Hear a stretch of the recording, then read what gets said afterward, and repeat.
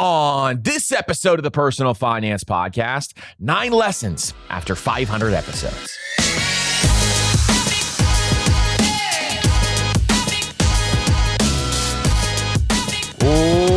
What's up, everybody, and welcome to the Personal Finance Podcast. I'm your host, Andrew, founder of MasterMoney.co, and today on the Personal Finance Podcast, we're going to be diving into 9 lessons after 500 episodes. If you guys have any questions, make sure you join the Master Money newsletter by going to MasterMoney.co/newsletter, and you can respond to any of those issues that are there. And don't forget to follow us on Apple Podcasts, Spotify, YouTube, or whatever your favorite podcast player is. And if you want to help out the show, consider leaving a 5-star rating and review on Apple Podcasts, Spotify, or your favorite podcast player. Now, today is a special day because this is episode 500. And I remember when I first started this podcast, I thought through, and our initial goal was thought as this.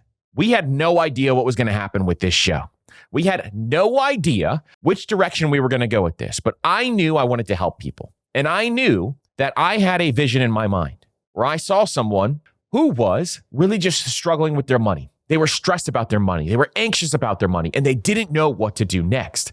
And so I said to myself, I want to create something that solves those problems for those people, but also allows them to grow with us, where as their income starts to increase and as they start to build wealth and as they are able to do some of these things, they can also grow in their finances on this show. My entire goal was to give you hope.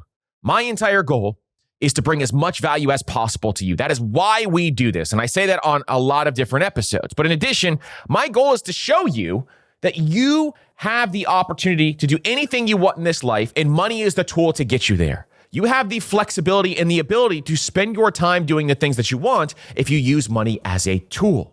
And so overall, we wanted to bring this message to as many people as we possibly can. Now, as time has gone on, our message has been, I want to create 1 million millionaires. And I think that is such a fun and powerful goal out there that we are trying to do. Now, when we started this show, the interesting thing about it was that we started with just like my mom, my wife, and a couple of family members listening. And I remember very early on when we started this show, I had 10 downloads, 15 downloads, 20 downloads, and it started to slowly pick up.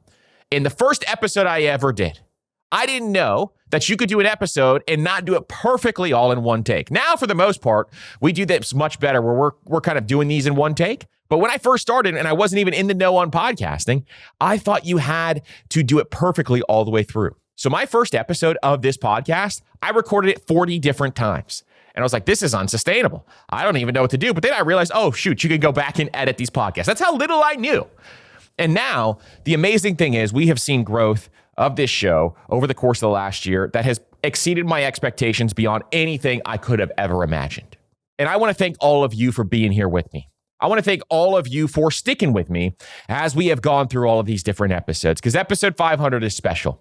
It is a special place to be that when we started this show in 2020, June of 2020 is when this show began, to being here now. And as we are recording this episode, I am looking at the Spotify charts. We are number 8 on the Spotify business charts. Being overall, we are the 8th largest podcast in the world in the business category. We are number 111 on the overall charts on Spotify for all podcasts across all categories. And I cannot believe it. It is one of those things that shows a lot of the messages that we're going to be talking about today. Because my goal for each and every single one of you is I want you to thrive with your money. I want you to know that no matter where you started, no matter where you came from, no matter who you are, no matter what your job is, no matter what you're currently doing, you can change your situation and you can build generational wealth for you, but also your family. In Proverbs, it says, a wise man leaves an inheritance to his children's children. And I want each and every single one of you to be able to do that. Every single person listening to this podcast, I want you to be able, if you want to leave an inheritance to your children's children. I want you to be able to give to the causes you believe in. I want you to be able to do whatever you want with your time, energy, money, and everything else in life. And money is just a tool that gets you there. It's not about the money. It's what the money can do for you. And so I envisioned when we started this show, someone who was dead broke, dead poor, who found my podcast. And all of a sudden, when they found my show, they were able to climb themselves out of a situation that honestly wasn't the safest. It wasn't the best for their family. It wasn't the best overall situation. And they were able to do it by using money as a tool. And since then, We have helped people on a low salary. We have helped high earners. We have helped people in every single situation. We've talked about advanced tactics. We've talked about beginner tactics. And today on this episode, a lot has changed just with me specifically. If you go back and listen to the early episodes, I have developed as a person as well. And so I want to go through 9 life lessons after 500 episodes. So this is going to be a fun episode, and I am really, really excited for it. So without further ado, let's get into it. So you've heard me talk about Bilt as the loyalty program that allows you to earn points on rent wherever you live. And they just leveled up even more. As of 2026, homeowners can also earn up to 1.25x points on their mortgage payments. This is thanks to Bilt's 3 new credit cards, the Palladium card, the Obsidian card, and the Blue card. All 3 can turn your housing payments, rent, or mortgage into flexible rewards. So you can choose the card that fits your lifestyle without missing out on points and exclusive benefits. And Bilt points, they can be redeemed at top airlines and hotels, Amazon.com purchases, future rent payments, and more. And Bilt points have also been ranked by top publications as the industry's most valuable point currency. Your housing payment is already your biggest expense. Make it your most rewarding. Find the card that fits your lifestyle and apply today at joinbilt.com/PFP. That's JOINBILT.com/PFP. And make sure to use our URL so they know we sent you. Terms and limitations apply, subject to approval and eligibility. Bilt cards are issued by Column NA, member FDIC, pursuant to license from MasterCard International Incorporated. So you just realized your business needed to hire someone yesterday. So how do you find amazing candidates fast? It's easy. You just use Indeed. When it comes to hiring, Indeed is all you need. Stop struggling to get your job post seen on other job sites. Indeed's sponsored jobs help you stand out and hire fast. Your post jumps to the top of the page for the most relevant candidates, so you reach the right people faster. And it makes a huge difference. According to Indeed data, sponsored jobs posted directly on Indeed get 45% more applications than non-sponsored jobs. There are no monthly subscriptions, no long-term contracts, and you only pay for results. In fact, while I've been reading this ad, 23 hires were made on Indeed worldwide. There's no need to wait any longer. Speed up your hiring right now with Indeed. And listeners of this show will get a $75 sponsored job credit to boost your post's visibility at Indeed.com/personalfinance. Just go to Indeed.com/personalfinance and support this show by letting them know you heard it here. Terms and conditions apply. Hiring, Indeed is all you need. Number 1 is that time is your most valuable asset. Now, I think a big key for most people listening to this podcast is they need to realize a lot of the things that we do is to make sure that we spend our time in the most valuable categories that we want to spend it. Because wealth, the ability to build wealth, allows you to spend more time with your family. It allows you to spend more time with your friends. It allows you to spend more time doing the things that you love. It allows you to spend more time pushing the causes you believe in. And so because of this, wealth is just the tool that gives you more time. But time is the real asset that we all want. We all want the freedom and flexibility to go on those vacations whenever we want. We all want the freedom and flexibility to enjoy a cup of coffee on our back porch in the morning. We all want the freedom and flexibility to go be able to see our kids' games no matter what without getting work calls. And this is what money allows you to do. And so because of this, most of us are chasing financial freedom. And financial freedom is the ultimate goal for most of you out there. And so time is your most valuable asset. You must protect it at all costs, and you must become a great steward of your time. And so what I would say first is that if you want to become better with your time and you want to think about time in a very different way, I would set goals and parameters around your time specifically. See, a lot of people will set goals in life. Maybe they want to make more money. Maybe they want to get ripped. I would think through, how do I set goals to make sure that I'm spending my time intentionally?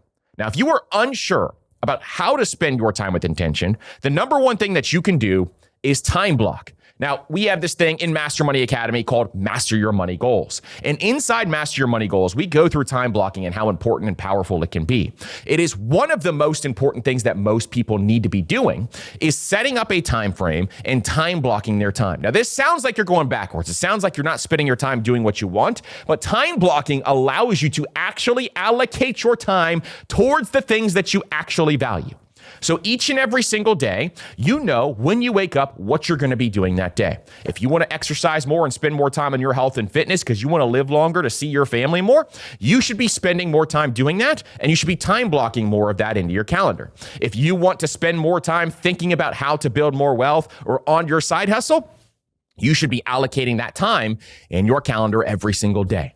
If you want to spend more time making sure that you are not wasting time at your day job every single day so that you can become the most productive person so you can get that promotion and make more money, then time block your entire day. And if you want to spend more time making sure you're intentional with your faith or intentional with your family, time blocking that is going to make sure that it is on your list. Now, there's a book by Cal Newport that goes through this, where in that book, Cal Newport introduces the concept of time blocking. And he actually does it in a very interesting way, where he does it in a notebook. He does it by hand every single day.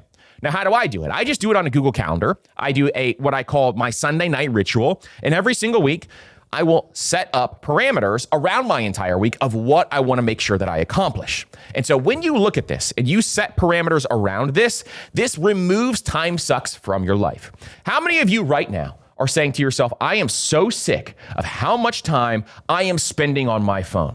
I am so sick about these 6 hours of screen time of scrolling every single day. You know why that happens? Because you don't have intention with your time. You don't have your time set up in a way that tells you what to do each and every single day. This is the key to success, is to make sure that you spend your time doing the actual things that you want to be doing, because you can do a lot more than you think you can. And really, if you show me your calendar, I will show you what your priorities are. If you show me your calendar and there is nothing on there, guess what your priority is? Your priority to me is going to be that I don't know what I'm going to do today. And so instead, I am going to let life choose what my time is going to be spent on. Because if you let life choose what your time is going to be spent on, that is how you get nowhere in your day-to-day life. So instead, I highly recommend looking into time blocking and thinking about this. Now, most of us out there may feel like we're behind in our careers. You may think that you are not far along in your business. But this is one of the most amazing things that I think most people need to understand about time, is that you have way more time in your business and your career than you actually think you do. Let me give you some examples of this. Charlie Munger, who is one of the greatest investors of all time and one of the wealthiest people to ever live, was also Warren Buffett's business partner. This is what he's most famous for, but he didn't join Warren Buffett until he was 54 years old. Another example of this is Colonel Sanders. In fact, he was 65 years old when he started it. So if you're in your 30s or 40s right now, and you're listening to this episode, or if you're even in your 50s, you have so much time left. And this is where I want you to realize that time is your most valuable asset. And when you have a long-term time horizon, you have the time to allow this to compound. I have seen people in their 50s say, I feel like I have no time left. No, you have a lot of time left. And if you take care of your health and you take care of your health span, you have a lot of great life left where you can do a lot of amazing things. Maybe act one is you just building up that foundation in your 20s and 30s. Maybe act two is in your late 30s and 40s, you are starting to build up some career capital. And now you have the ability to go out there and start to truly market yourself and make a lot more money. Maybe your 40s and 50s, now you're starting to accelerate how much you can make and you're starting a business on the side or you're doing something else. And you're able to kind of transition your career in act 1, 2, 3, and 4. But you have way more time than you actually think when it comes to your career and business. If you're in your 20s, you have a lifetime left and you don't understand really how much time you have and how valuable that time can be because you can reinvent yourself later on in life. And that's the message that most people need to note, is that if you do think that you're completely done, no, you can reinvent yourself later on in life. I have a great family friend who became a physician, who became a doctor, went back to med school when he had 3 kids and went back to med school in his late 30s and became a doctor in his early 40s. He retired in his early 60s. And this is something I think most people don't realize, is you can change everything that you are doing. Now, society is going to say, well, why are you changing your career path? Or why are you changing what you're actually doing? But instead, you need to note, I have so much time left. I have so much time ahead of me that I can do anything I want in life. Honestly, that's one thing you need to realize. You can just do things. You can just do things in life and nobody's going to stop you. And so you got to make sure that you realize how much time you have, because a lot of people think, oh my goodness, time is running out. I am way behind. I don't know what to do within my career. This is one of those areas where in your career, you have so much time left. But here's the other reality, is we have less time than we think, to spend with our family. And the older I get, the more I realize this. So my family and I were recently on just like a weekend vacation. It was myself, my wife, my 2 sons, and my daughter. And we were on this weekend vacation, and we were just having such a wonderful time. We were having a great time. And I sat there, and I was watching my kids play in this pool. And I was thinking to myself, man, I have a 7-year-old now. I have a almost 5-year-old now, and I have a 1-year-old. And just the first 7 years of my 7-year-old's life was gone like that. It went by so incredibly fast. And he grew up with this podcast. I mean, I remember recording this podcast next to his room where his crib was in our old house. And it is one of those things where time spent with your family, especially your kids, is going to go by way faster than you think. So you may have way more time in your career than you think. You have way less time with your family than you think. In fact, almost all the time you spend with your kids is going to be in the first 18 years of their life or when they're under your roof. And this is the sad reality of life. This is actually a sad thing as a parent. And this is a sad thing as a child as well, because when you are a child, you've spent the majority of your time that you're going to spend with your parents. You've already spent it, especially if you're a grown adult out of the household. And that's the thing I'm realizing more and more about this life is that life is gone in a vapor. It's gone in an instant. And it goes by really, really fast, especially with the ones that we love. Most people on their deathbeds don't say they regret now making more money or staying late at the office. What they regret is not spending more time with their family. And I see it time and time again where folks have a huge regret around their kids. I talked to a dad recently, and he said for his entire life, his son kept asking him to just watch a baseball game with him or watch a sports game with him or watch this thing with him and just spend a little time with him when he was young, when he was 6, 7, and 8. And his dad was too busy. And he was working and he was spending time trying to build an income for the family. And he thought that was the right thing to do. And now he's built a tremendous amount of wealth. He has this huge company. It's making a lot of money. And his son is 25 years old now. And he keeps asking his son, hey, son, you want to come over for the game? Do you want to come over and spend some time and watch the game with me? And his son always says no, because for the longest time, he was so used to getting rejected. And now it's just not part of his pattern anymore to watch the game with his dad. I don't want that to happen to anybody out there. And if it has happened to you, I want you to find a way to fix it, because this time that we have left is so short. And the trade-off of trying to get more money in order to sacrifice time with your family is absolutely not worth it. Another thing is another study came out, and I've talked about this in the show before, but the majority of people with their best childhood memories, they remember taking a vacation with their family. And so I would highly encourage every single person listening to this to make sure that you have some sort of vacation fund in your budget. Even if you're not a big vacationer yourself and you have kids, this is going to be something that they remember for the rest of their life. Spend time thinking about travel hacking if you don't have a lot of money, because travel hacking can help you through this process, but also spend time just putting cash to the side so that you can go on vacation. Now, never, ever, ever go into debt on vacation, even if it's a fun little family weekend trip where you can afford that once a year. That is going to be something that they remember for the rest of their life. And I want you to make sure that you're spending time on the vacation fund and making sure you allocate dollars towards that. I don't care if it's $50 a month. I don't care if it's $25 a month. Allocate something towards that vacation fund so that you can go on some sort of trip on a yearly or biannual basis once you have enough cash on hand. Again, never go into debt for a vacation, but always try to be saving for one, because I think that is one of the most impactful things for kids. Now, one big thing I want to talk about here as well is we all feel like we have less time than we actually do. We all feel like we're busier than most. We're busier than our sister or our brother or our parents or our in-laws or whatever else. You feel like you're busier than all your peers around you. You're doing so much more. Your calendar is fully booked. You're running around left and right, from dropping the kids off to school to going and doing these other things. Or maybe you're spending time taking care of your parents or whatever else it is. We all feel like we are way too busy. On top of all that stuff, we got to go to work and come back and all this different stuff. But I want you to realize, and I want you to take out your phone right now, and I want you to go to the settings and figure out how much screen time you spend each and every single day. We all have time for more. We all have time to do more. We all have time to accomplish our goals. We all have more time than we actually think we do. And so I would highly encourage people to make sure that you note that most people's lives look better than you because you're not on the inside. You're seeing their highlight reel. You're hearing about their highlight reel. Maybe you're seeing it on social media or whatever else. But you have more time than you think you can to try to accomplish those goals. I want you to spend more time and set parameters around your phone. Your phone is the biggest time suck for every single person listening. And so let's talk about this, because you can labor and you can toil and you can try to make as much money as possible You can try to make the highest income possible and build this net worth and this safety net and all this other stuff. But in the end, time is always going to run out. And so how you spend your time is more important than how much money you make and how much money you earn. That's what people will remember. That is a big part of your legacy. And being a good steward of your time is one of the most valuable things that you can do.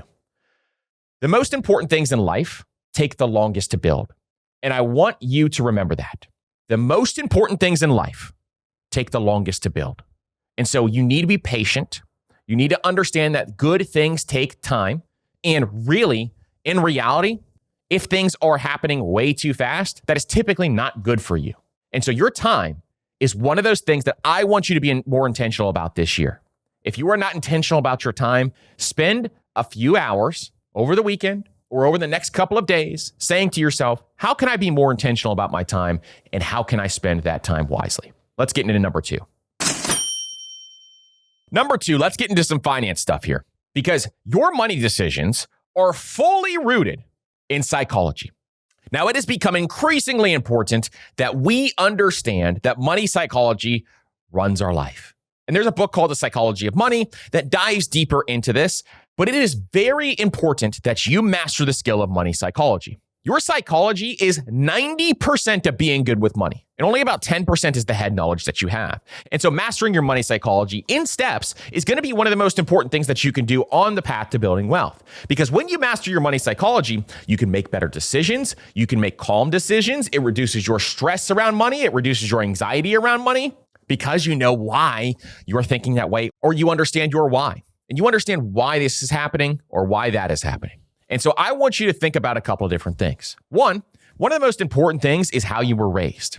How you were raised is going to overspill and overflow, no matter how you want it to be, into your overall financial life. Were you raised in a house that's poor? Well, if you were, you either are going to start earning more money, and that drives you to earn more money for your family because you don't want your family to be in that same exact situation, or you're going to pick up habits from when you grew up, and you're going to continue those habits, and you're going to be poor. And so here's what I want you to do is if you did grow up poor, look at the poor money habits that your family had and ask yourself, am I also doing these things? Am I also subconsciously just taking on some of these habits? Progressive has those great commercials where we are just like our parents. If you've seen those commercials that have come out, it's basically these folks who are acting exactly like their parents did just 30 years ago.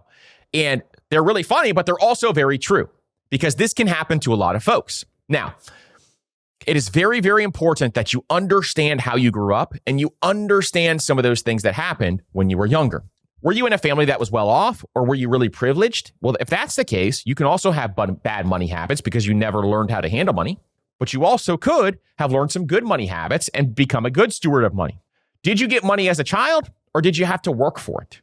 This is a very important question to ask yourself because if you did not have to work for your money, then this is going to be one where maybe you have to develop that work ethic and that muscle in order to be able to do this. Where if you never got a single dollar, most likely you're a very hard worker. And so this is something to evaluate. Do your parents still give you money today or do you have to find a way? So we did a video recently talking about this, and I was doing a reaction to a girl who was saying, the reality is every single person around me, their parents gave them money, either for their rent or to buy a house or to help them with bills or these different things. And we got a ton of comments that said, actually, for me, it's the exact opposite. I have to give my parents money. And so there's two split, divided situations here. Whereas if you are taking care of your parents, this is something where you have very different psychology than someone who was not taking their parents in the way that you think about money and the way that you operate around money. Here's a big one. Was money taboo in your house? Was it taboo to have a conversation around money? That, I think, is really, really important.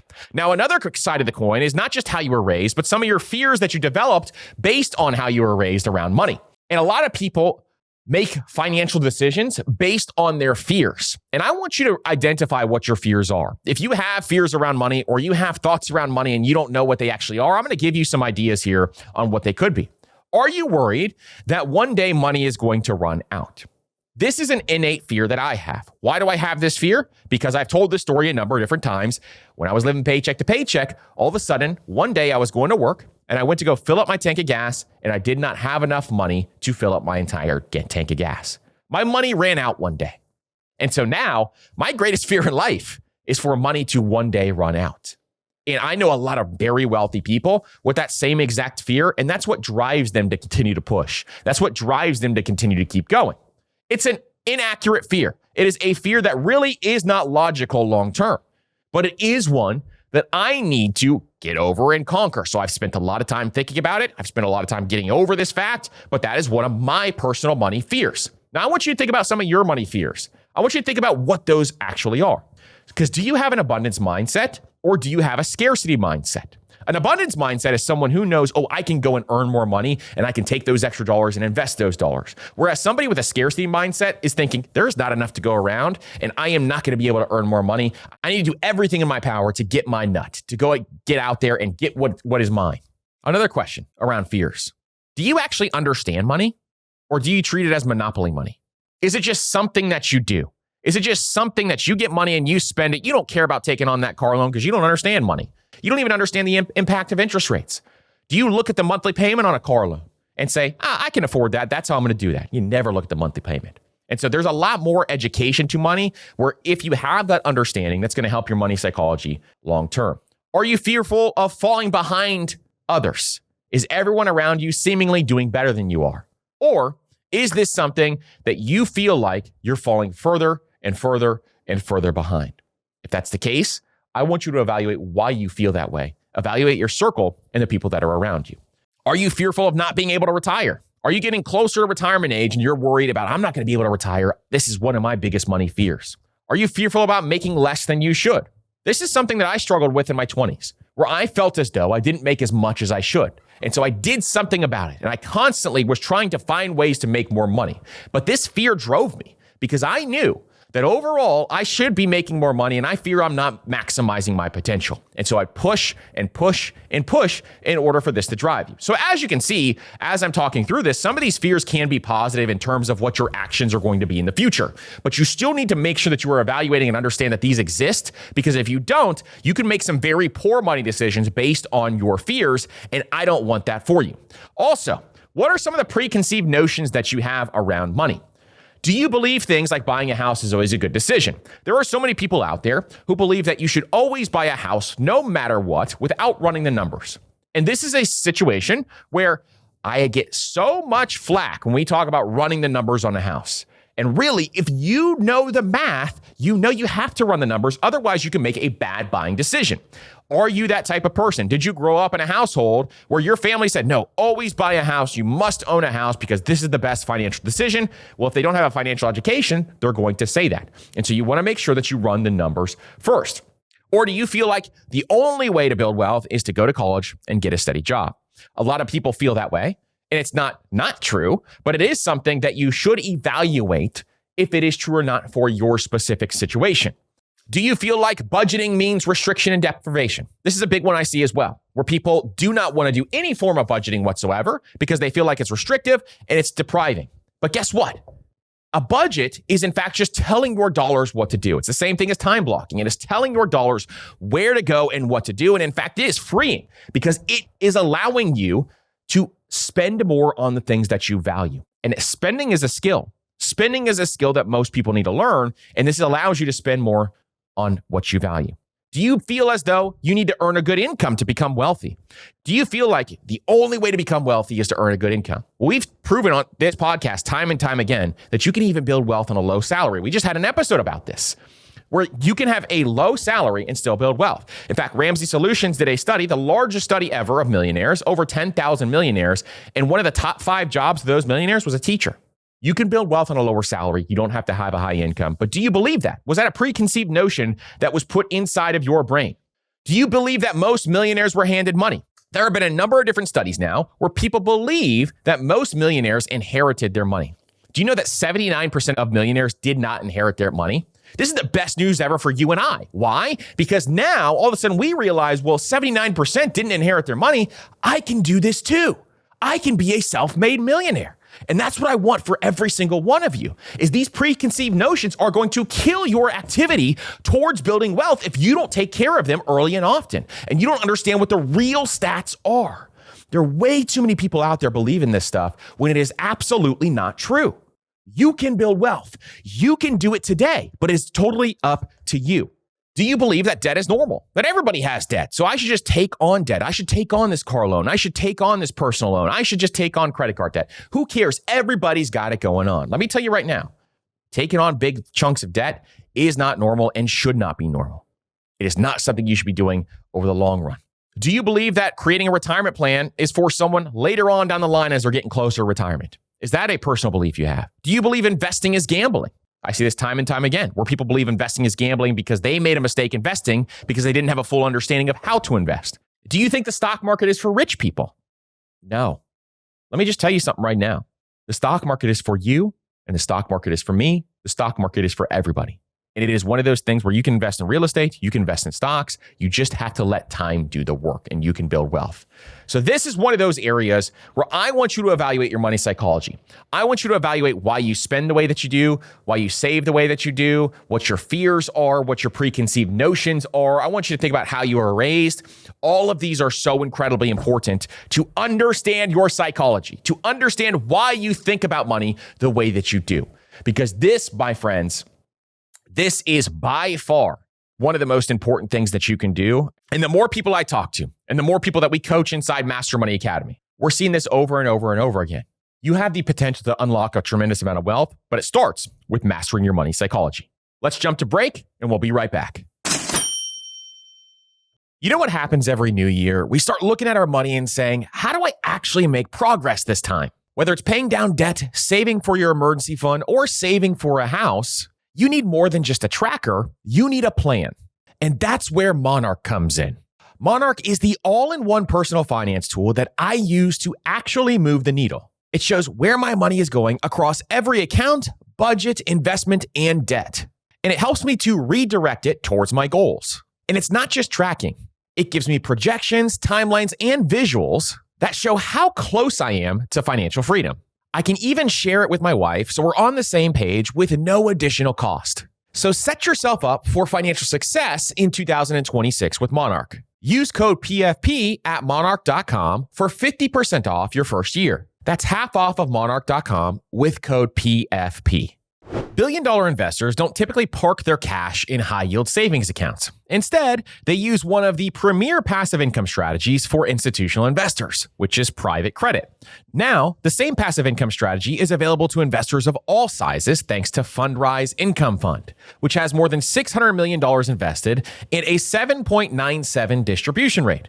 With traditional savings yields falling, it's no wonder private credit has grown to be a $1 trillion asset class in the last few years. So visit fundrise.com/PFP to invest in the Fundrise Income Fund in just minutes. The fund's total return in 2025 was 8%, and the average annual total return since inception is 7.8%. Past performance does not guarantee future results. Current distribution rate as of 12/31/2025. Carefully consider the investment material before investing, including objectives, risks, charges, and expenses.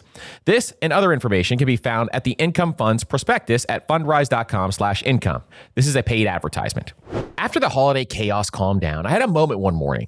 Coffee in hand, kids still asleep, where I paused and thought, this is it. This is the life that we've been building. And then I felt something else too, the weight of protecting it. And that's where Policy Genius comes in. Policy Genius is the online marketplace that lets you compare quotes from top insurers, side by side, completely for free. Their licensed team doesn't work on commission and they don't push you into a policy. They help you figure out what's best for your needs and your family. And they make the whole process easier, answering questions, handling the paperwork, and guiding you step by step so you can stop worrying about it. So start your year with clarity and peace of mind, and plan the year knowing you've protected what you've built. And with Policy Genius, real users have gotten 20-year, $2 million policies for just $53 per month. So head to policygenius.com to compare life insurance quotes from top companies and see how much you can save. That's policygenius.com. Finding a home is a lot like dating. You're not just swiping through options, you are looking for the one. And that's why I recommend Realtor.com. Like any good matchmaker, they know where to look. When we were house hunting, I wanted to find something with a big backyard, a place that was great for kids, and had a home office that we could also use as a spare bedroom. And Realtor.com made it easy to search for exactly what we needed. And they helped us find a place that truly felt like home. It's my favorite app to shop for homes, and it's also the pros' most trusted app. With over 500,000 new listings every single month, there's always something fresh to discover, whether you're upgrading, downsizing, or just daydreaming about your next move. So find your dream home and start searching now. Download the Realtor.com app today. The pros' most trusted app based on the August 2025 proprietary survey. Over 500K new listings every month based on average new for sale and rental listings from July 2004 to June 2025. All right, lesson number 3 is that everything in life compounds. Now, the most obvious example of this is money, because we know that if you invest more or you save more or you give more, all of these things are going to compound over time. Meaning that investing your dollars in the stock market means that you're going to reap the benefits of compound interest. Saving more in a high yield savings account means that you're going to reap the benefits of compound interest. Giving more means that you're going to be able to do a couple of different things. You can give more through something like a donor advised fund, which is going to compound, and then you can give more over time. And so this is an area where I think most people understand that money compounds. Money compounds over time, and you should be putting your dollars in places where money is going to compound more. Assets allow your money to grow. Liabilities allow your money to dissipate or disappear. And so you want to make sure that you are putting more dollars into things that grow and less into liabilities. But what other things actually compound? There's a lot of things that actually compound in this life. And this is something I'm realizing more and more and more as I get older. See, in my 20s, I didn't realize this stuff because I couldn't reap or see the benefits of compounding, but now I see it across the board. One is experiences. The more experiences that you have, the more that you go out and do, the more things that you go out and see, the more marketable you actually are. So I would highly encourage people to go out and travel more, see different cultures, see what is going on out in the world. Spend more time on the road. Spend more time taking that trip. If you have that money on hand, take the trip, because traveling is a really, really powerful way to just see different perspectives. But number 2 is I would highly recommend that you meet more people. Get out there with experiences and try to meet as many people as you possibly can. Learn how to network. Learn how to get out there and meet people within your industry, not just at your day job. You're in this bubble every day where you go to work and you are with the people you're with. And so it feels like you're meeting a lot of people or having conversations with people. You're in a very small bubble. Instead, what I want you to do is go out and meet more people, and you will reap the benefits of your total experiences and your relationships. Do more things outside of your comfort zone. So one big thing I'm doing this year is I have a list of I want to do something outside of my comfort zone at least once a month, something I would not normally do, something I would not normally decide to go out and do. And so this may be, going to specific events that I'm invited to. This may be going and spending more time just doing random things with my family. But I want to spend more time doing things outside my comfort zone. Your comfort zone is where growth goes to die. And the more you spend in your comfort zone and the less you spend pushing the limit outside of your comfort zone, the more you just go day to day into slowly declining. And I want you to spend more time outside of that comfort zone. Another thing that compounds is time. We just talked about this. Where you spend it, who you spend it with will compound. And let me give you an example of this. Let's say, for example, your ultimate goal is to become really fit. And your ultimate goal is to, become a hybrid athlete, or you want to run more, you want to lift more, or maybe your ultimate goal is to become someone who is really good at golf or whatever else you want to go out and do. Maybe you want to become really good at yoga. And so because of this, your current group of friends that you spend time with are not prioritizing some of this lifestyle. So maybe they're going out to bars all the time. Maybe they're going out drinking, and maybe they're spending their time partying. And if you spend your time continuing to hang out with them as they go out drinking and partying, you're not going to accomplish those goals. Or maybe you're very career oriented. And if you spend your time only with those specific friends, you're not going to accomplish those goals. And so you got to make sure that you are looking about who you spend your time with, where you spend your time, how you allocate your time, and how you prioritize your time. Those 4 things are going to tell me exactly what your true priorities are. And so if you have some goals that you're just trying to accomplish and you feel like you're just spinning your wheels and you're churning, you're never getting there, look at where your time is spent, because the more time you spend in other areas, this will compound. This will improve your life over time. And I highly recommend that you look at this. Health. This is a huge one. Do you move daily? Do you make wise nutritional choices?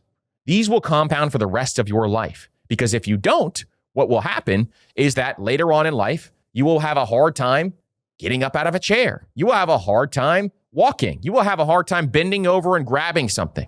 And this is all going to compound over time. Maybe you develop a disease or something else.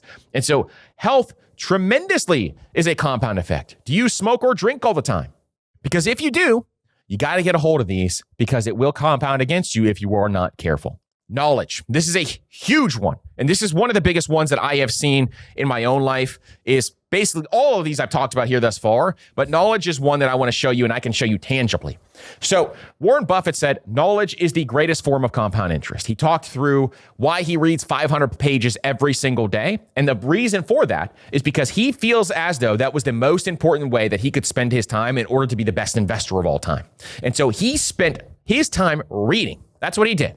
He spent his time on knowledge. So imagine reading one book every single week, okay? Well, if you read a book every single week, that's 52 books a year. Imagine how much more knowledge you would have over the course of just 1 year. That's over 250 books every 5 years.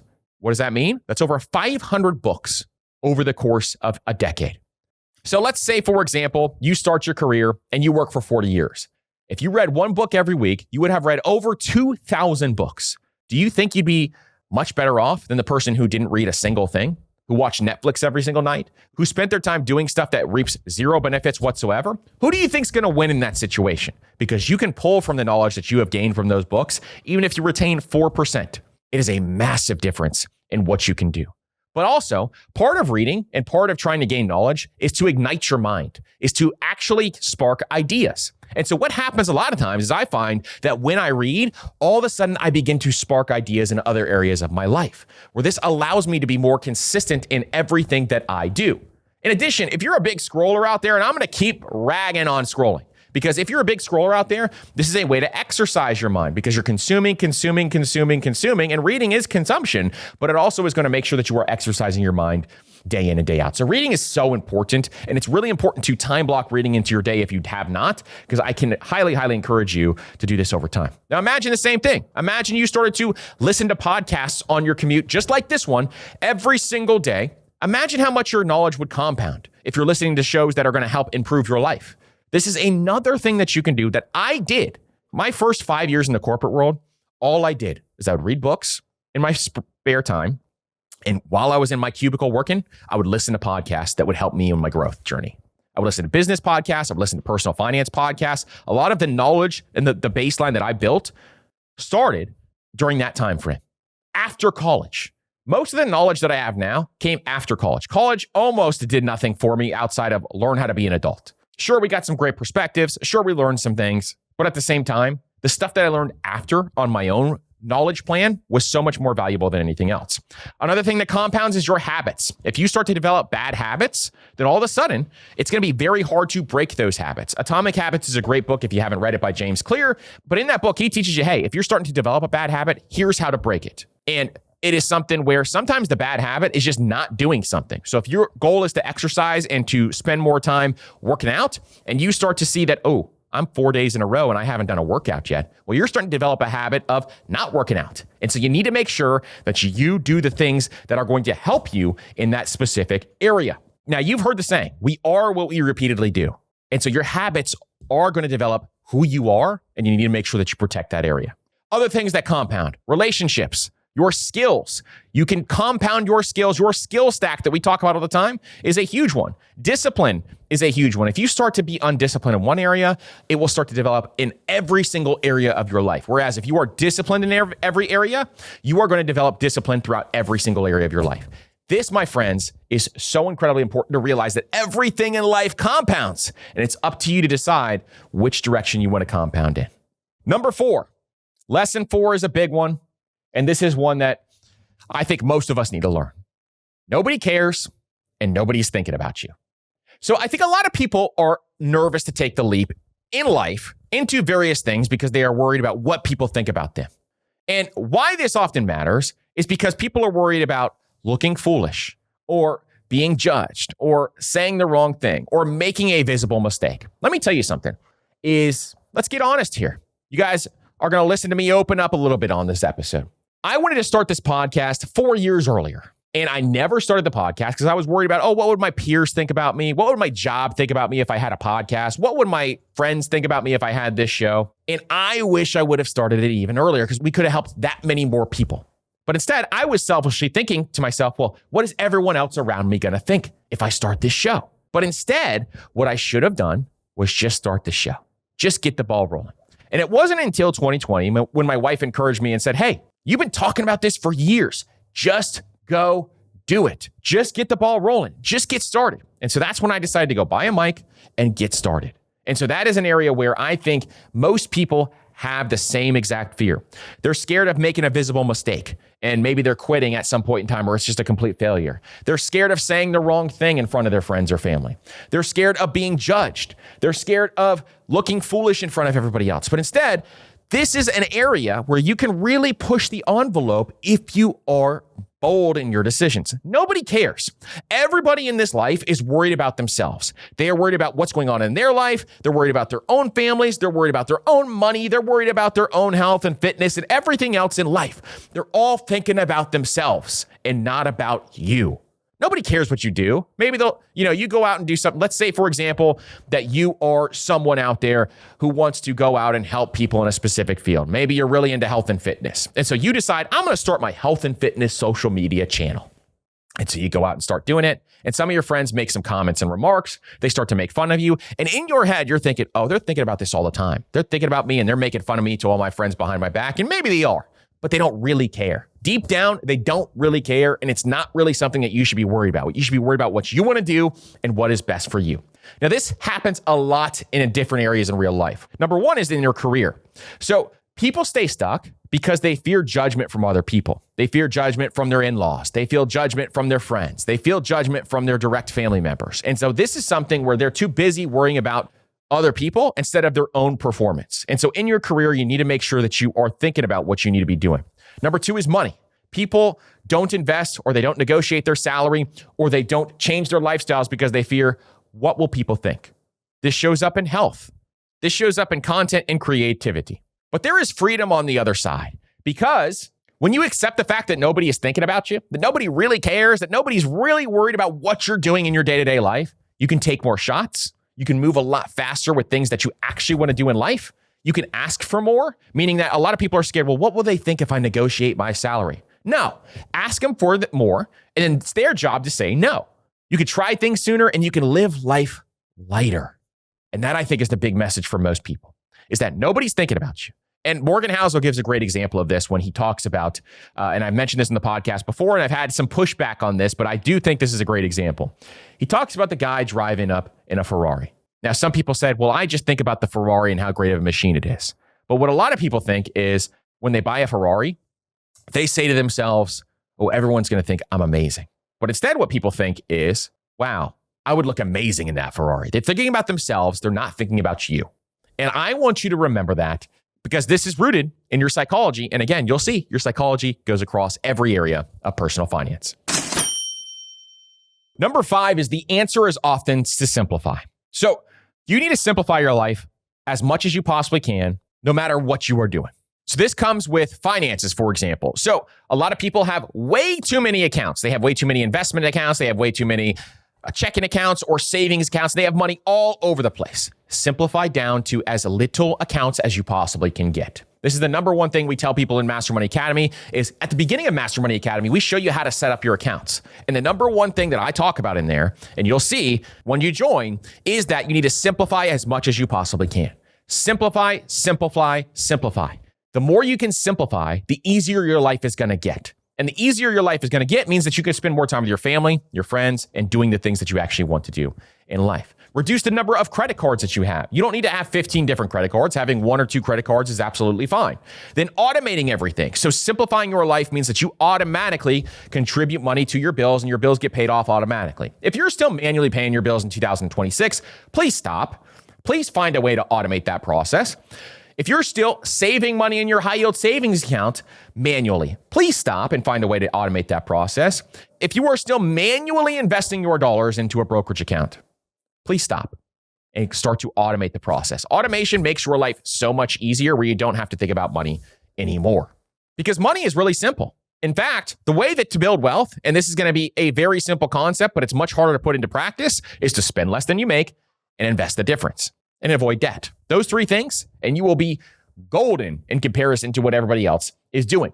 And so what I would highly encourage everybody to do when it comes to their money is to create a monthly rhythm so you don't have to think. Create a rhythm that allows you to, hey, I'm going to check on my automations at this date. I'm going to go ahead and check and make sure all my cards are paid off at this date. I'm going to check my bills on this date. You could do these different things that help you stay in a rhythm every single month, and that's going to be very, very helpful.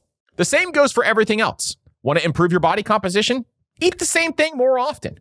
I've talked to a lot of different healthy people, and a lot of times what they will say is that I just eat the same thing a lot. I have the same lunch every single day. It's a healthy lunch. I don't have to think about it. I just eat that every single day. Or I just do the same workouts every single week because what matters most is consistency. You can simplify your wardrobe. And if you wear similar things each and every single day, it is one less thing that you have to think about every day. You can reduce your clutter in your house. I don't think minimalism is for everyone, but I do think that the minimalists have it right in terms of all they're trying to do is simplify your life so that you can think clearly, so that you can be present, so that you can spend more time doing the things that you love. You don't need all this clutter in your house. You don't need all this clutter around you. Instead, what you need to do is just simplify, simplify, simplify. So if you feel like you are running around like a chicken with your head cut off, I want you to spend some time identifying areas that you can simplify your life. Number 6 is that income can solve most money problems. Money isn't the root of all happiness.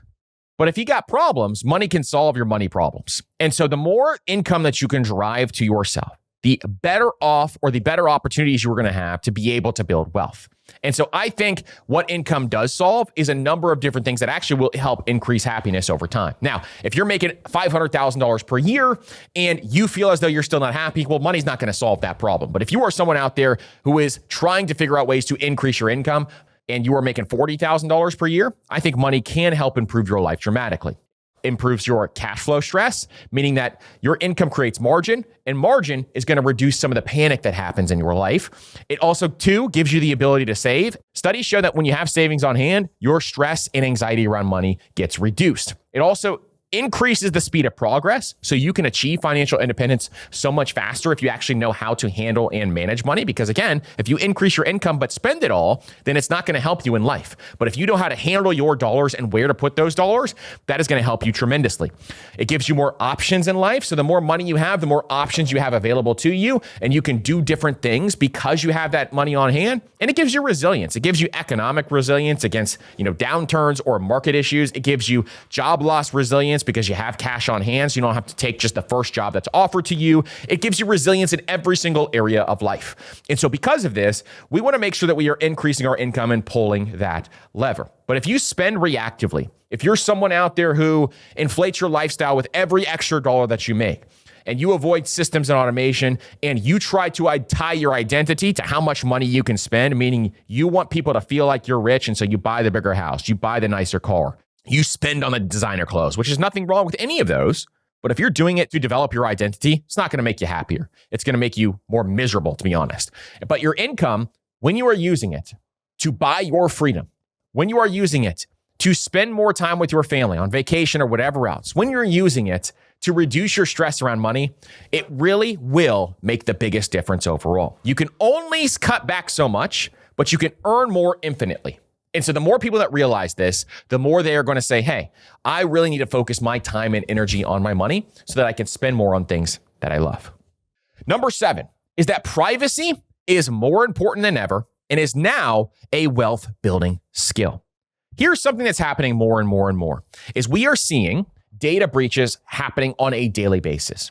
And I want every single person listening to this to understand this. We talk about privacy with your money and making sure you're protecting your finances a lot in this show because it is becoming increasingly alarming. Whereas we have seen stuff like people getting their financial information stolen at a gas station, people getting their financial information stolen at brokerage accounts. Betterment just had 1.4 million people have their accounts breached. We're seeing it at the retailers that you shop at, where years ago, Target got breached. We're seeing it every which way that you can think about it. We are seeing data breaches. On top of that, we're seeing AI getting better and better and better and really being able to scam a lot of people. We're seeing crypto scams that are happening left and right. We're seeing scams that are happening where people are doing phishing scams via email where it looks exactly like the retailer that you are going out and buying from. We're seeing AI voice agents being able to sound just like someone in your family saying they need money. And so this is happening more and more and more, and it is becoming increasingly important for you to protect your finances. And as someone who thinks about this all the time, I still see how I could fall prey to some of this stuff. Like if I'm working really fast and someone sends me an email and I respond to them with some information, sometimes I'll do that and I'll be like, why did I just do that? What if that wasn't actually that person? I didn't really look through the email to make sure it was them. And so this is truthfully something that you need to spend a lot of time thinking about.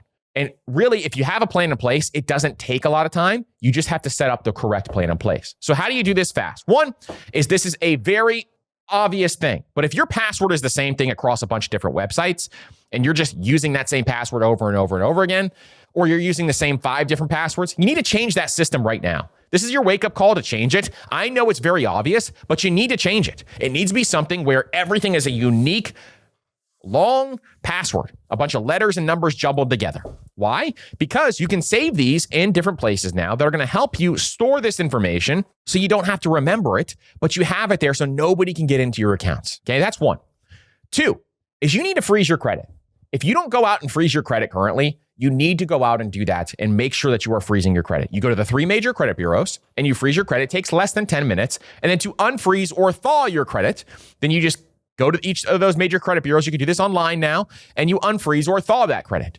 But this makes sure that if somebody gets a piece of your information, they can't open up a bank account in your name, they can't open a credit card in your name, they can't open a student loan in your name. I have had all 3 of those happen because I had my identity stolen when I was in my 20s. And so because of this, I know what the pain is like. I know what it feels like to have to go through this. And so I don't want each and every single one of you to go through that because people are losing their life savings to this stuff. Okay. Number 3 is you need to remove your personal information from the internet. So we have partnered with Delete Me. Delete Me has been a partner on this show for a very long time because it is a product that I truly believe in. What Delete Me does is they go and take your information and they remove your personal information from the internet. Like if you Google your name or your phone number or anything like that, Delete Me will go in there and remove that information from these data brokers. See, data brokers take your information and they post it online or they find ways to sell it to people who you do not want them to sell it to. And there are not very many laws around this. Hopefully the laws will be changing soon, but right now there are not many laws around this. And so Delete Me goes in there and they get your personal information removed. If you did this on your own, it would take you hundreds and hundreds of hours every single year. But Delete Me goes in and does it, and they do it for an amazing price for the amount of work that they are doing. And so I highly recommend Delete Me for anybody out there. If you want a 20% discount on Delete Me, if you go to joindeleteme.com/PFP20, you can get 20% off of Delete Me. But I highly recommend it for every single person out there to get their personal information removed with Delete Me because it is some of the best dollars I spent. I tried to do it on my own. It took way too long. And so Delete Me is a great option for that. And then number 4 is I want you to go out and use 2-factor authentication, meaning everything that you utilize needs to have some sort of 2-factor authentication. Now, you can use something like Google Authenticator. Microsoft has one as well. Those are the 2 that I've used in the past. Maybe you have an authenticator that you like, but those are going to help you make sure that you are protected long term. Those are the 4 quick things that you can do. And really, if you do those 4 things, you're going to be way better off than 99% of people because most people use very common passwords. They don't remove their personal information from the internet. They don't freeze their credit, and they don't use 2-factor authentication the correct way. And so because of this, data breaches are going to continue to happen and people are going to keep stealing money over and over and over again. The last thing I want for anybody listening to this show, and this is why I talk about it so much, is to get your wealth stolen, your hard-earned dollars stolen because you did not factor that in. And I have realized the importance of that. If you've seen as this show have developed, I have talked more and more about privacy and why it is such an important financial skill because I truly, truly believe in it. And I truly believe that you need to make sure that you have a plan in place for you and your family and that everybody is on the same page. Number 8 is I believe that you need to spend more time doing hard things, which is usually what most people avoid. Most people avoid doing hard things in life. I think you should even try to do hard things on a daily basis. So the way that I try to do hard things on a daily basis is some sort of fitness thing or there's a lot of other things that I'll talk about here. But if it's on a daily basis, I'm just trying to figure out, okay, well, if I haven't done anything hard all day long today, what I am going to do today is go out for a 6-mile run and try to beat my last time. Something like that. That is how I think about doing hard things. But the more you do hard things, the more you can build that muscle to allow you to be resilient to anything else in life. So what is a hard thing, or what is a big example of this? One is asking for a raise. This is one big thing with your money, is learning how to build the skill of asking for a raise. Now, we have a system that we talk about a lot. If you want the free ebook, you can go to mastermoney.co/resources. That's where our free ebook is on how to ask for a raise. But I'll talk through the process here really quick. Now, the way that we think about this is that we go and we make sure we have a conversation with our boss about 6 months before our yearly review. And we say, hey, I want to make more money here. I want to get a promotion, or I want to do whatever I can to get a raise. And in order to do that, I want to have a conversation with you about this to ensure that we are both on the same page on this. What do I need to do in order to ensure that I can make more money here? And you are going to have a conversation. And during that conversation, your boss is going to tell you some things. You're going to take those down, and you're going to start to do those things. Right after that meeting, I want you to send an email to your boss and say, hey, here's all the things we discussed. Again, I am looking to make more money. Here's all the things that we discussed, and I am going to start to take action on these right away. Okay? That email solidifies the conversation, and you now have it in writing that you are doing these specific things. Okay. Next, you're going to start to take action on those things and start to do them very well. I mean, home run actions, making sure that you are increasing profitability, making sure you're increasing productivity within that department, making sure you're making your boss look good. All of those different things are going to be very important. Once you start to accomplish those specific things, you get to month 2. You follow up with your boss and say, hey, here's some of the stuff that I am doing based on our conversation. And you can either set up a meeting with them if they are the meeting type folks, or you can send them an email on that same chain. Okay. And you're following up and saying, here's all the things that I'm doing, just giving you some updates and making sure we're on the same page. Month 3, you're doing the same exact thing. Month 4, you're doing the same exact thing and continuing that conversation. You're trying to meet with your boss in person and then following up with an email over and over and over again. And by the time you get to month 6, all of a sudden, you both know what you're asking for. And you can walk in and say, hey, I've done all of these different things. It is time for my annual review. I expect to get a raise. If you don't get a raise, you can decide what to do. You have 2 options. You can either say, hey, I did all these things and I accomplished them, and we talked about me making more, and me not making more is going to change the way I see this, and you can continue on for another 6 months or another 1-year cycle. Or you can decide, well, I'm going to job hop now. I'm going to go to a different job that's going to pay me more and allow me to take these new skills that I just built and developed and these new things that I just wrote down and documented, and I can use those as leverage in a new job to help me land a new job. And so this is a win-win situation for most people. And we have seen so many people in Master Money Academy doing this process, and they're going out and getting raises. We have seen people outside of Master Money Academy as well that have followed this process, and they have made a tremendous amount of money just from getting some of these raises. There is one that earned a 50% raise just by going through this process. And so I highly encourage as many people as possible to do something like that. That's an example of a hard thing. It's a 6-month process, and you got to think about it all the time. You got to be strategic. You got to be political, and it's very, very hard. But I want you to try to do more of this stuff.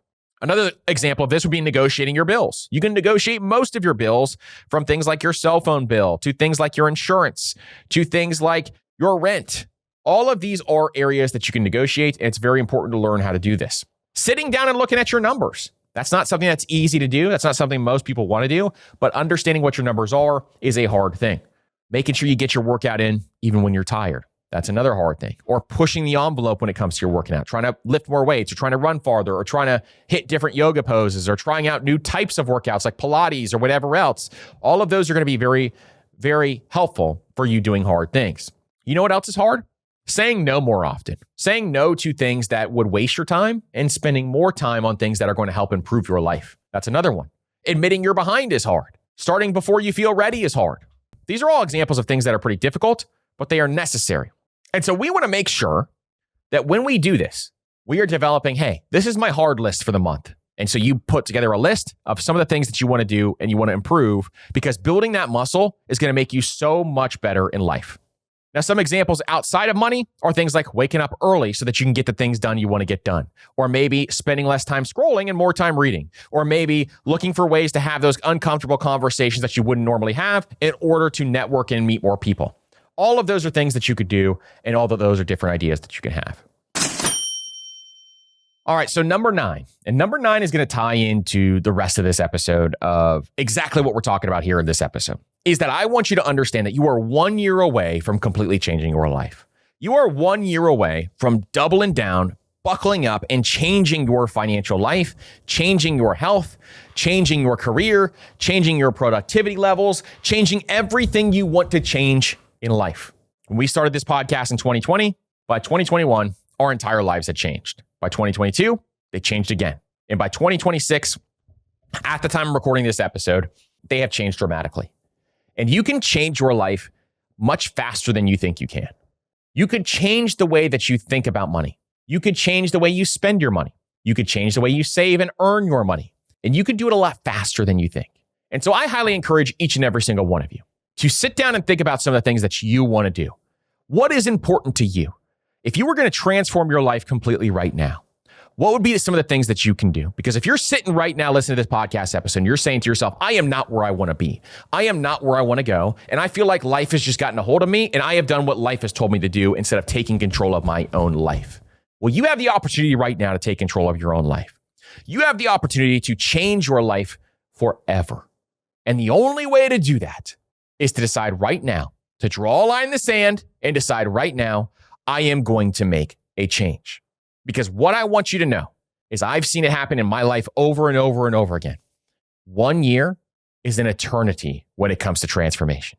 You can transform your life so quickly if you want to, but you have to commit, you have to spend the time, you have to spend the energy in doing so. Because if not, if you're not committed, it's never going to happen. But I know that each and every single one of you have the ability to do this. Each and every one of you can do what you want in life. You just have to take the steps to get there. It's all about mapping it out. It's all about allocating your time. It's all about thinking about your money psychology. It's all about making sure that you can find ways to earn more. It's all about all of these things that we talked about today. And you can absolutely change your life for the better. So listen, I appreciate each and every single one of you for being here. I appreciate each and every single one of you and cannot thank you guys enough for being a part of this podcast through 500 episodes. When we started our first couple episodes, it was a very different show than it is now. It was a very different show from coming from a spare bedroom in my house to now we're in a full studio with multiple cameras all over the place and lights all over the place. And just because everything has changed in terms of the exterior of the way the show looks, we added video, we've done all these different things. Just because everything has changed doesn't mean the message has changed. My entire goal for everyone is to know that anybody in this world can build wealth. Anybody in this world has the ability to build wealth. And you can make that change pretty dramatically and pretty quickly if you want to. And so I thank you all for being here. So I want to give a gift to you. Master Money Academy is where we have a lot of folks who we are seeing life-changing results. We are seeing results from people because we give you this step-by-step roadmap of exactly what to do. We're seeing the results where they are having relief with stress with their money, that they're able to negotiate an increase in their salary, that they have the ability to know when to save and when to pay off debt and when to invest, that they know the exact steps they need to be taking. They know how to automate their money. They know how to set up their savings buckets. They know how to set up their accounts properly. And they know which order to invest in and how to think about that based on their own situation. They know how to reduce some of their taxes. And so this is something where I want to invite each and every single one of you. So on this episode, I think it's pretty hard to see if Master Money Academy is for you without being inside. And so I am going to give on this 500 episode a free gift to you. I want you to click the link below and we're going to give you a 7-day free trial inside Master Money Academy if you're new. And in that 7-day free trial, I want to give you the ability to be able to see what it's like inside. Because what happens is that you have the step-by-step roadmap that you can make huge strides over the course of the next 3, 6, 9, and 12 months towards building a tremendous amount of wealth for you and your family. And inside Master Money Academy, I show you exactly how to do it. But guess what else we do? We also do weekly coaching calls where if you get stuck somewhere, you get to ask me questions live on the weekly coaching calls. And so our core things is we want you to see what's inside because it'll transform your entire life. And so risk-free, zero risk to you. You can go inside Master Money Academy, see exactly what it's like because the only way to know if this is for you is to see behind the curtain. And so I want you for episode 500 to click the link below, check out Master Money Academy, and we'll see you inside. Again, thank you so much for being here. Thank you for being here for 500 episodes. I truly appreciate each and every single one of you. And I thank you. And here's to the next 500 episodes because we want to help as many people as we possibly can and bring you as much value as we possibly can. I'm so grateful. I'm so thankful for each and every single one of you. And I'll see you on the next episode.